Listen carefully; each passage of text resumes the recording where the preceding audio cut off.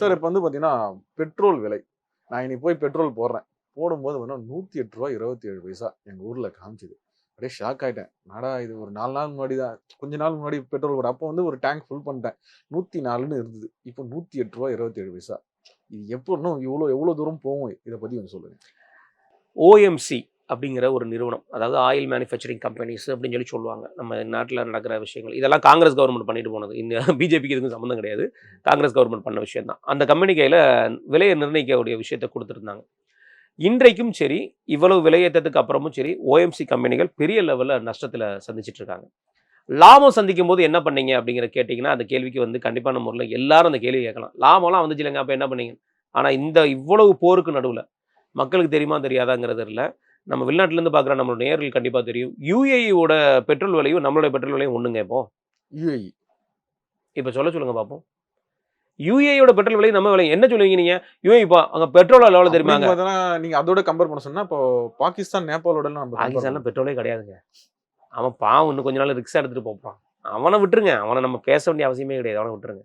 அதனால அந்த இதுங்க.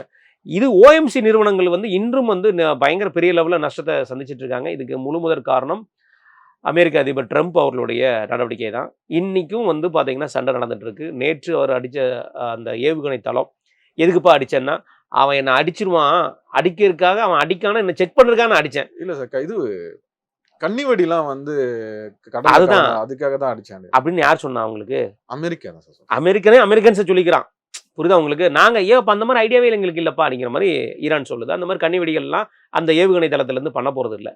ரைட்டு, நீங்க அடிச்சீங்கன்னு சொன்னீங்கல்ல, அதே ஏவுகணை தளத்திலிருந்து உங்களுடைய அமெரிக்கனோட சிப்பை அடிச்சிருக்காங்க. நேற்று அமெரிக்கனோட எரிபொருள் வந்து சேர்த்திருக்கிற இடங்களை இன்னைக்கு காலையில் அடிச்சிருக்காங்க. ட்ரோன்ஸ் அடிச்சிருக்காங்க. ஒரு மிகப்பெரிய லெவலில் உள்ள ட்ரோன் அடிச்சிருக்காங்க. இன்னைக்கு அடிச்சதுல 2 அமெரிக்கன் சோல்ஜர்ஸ் வந்து காயப்பட்டு ஆஸ்பத்திரியில் அனுமதிக்கப்பட்டிருக்காங்கன்னு சொல்றாங்க. பெரிய லெவலில் காயப்பட்டிருக்காங்கன்னு சொல்றாங்க. என்ன நடக்குது? நீங்க பாட்டா எதையாவது சொல்லி இங்க ரேட்டு க்ரூட் ஆயிலோட ரேட் ஆகட்டும், அது வரக்கூடிய அந்த வழிகள் ஆகட்டும், எல்லாமே முடங்கி இருக்கிறது அமெரிக்கனோட மிகப்பெரிய இது டாக்டிக்ஸ் கிடையாதுங்க. இது வந்து உலகத்தை வந்து சீரழிக்க வந்த விஷயமா பார்க்கப்படுது. இதற்கு வந்து கூடிய விரைவில் வந்து மிகப்பெரிய ஒரு முற்றுப்புள்ளி வைக்க இருக்கு. அது மிகச்சிறவில் நடக்கும்னு நினைக்கிறேன்.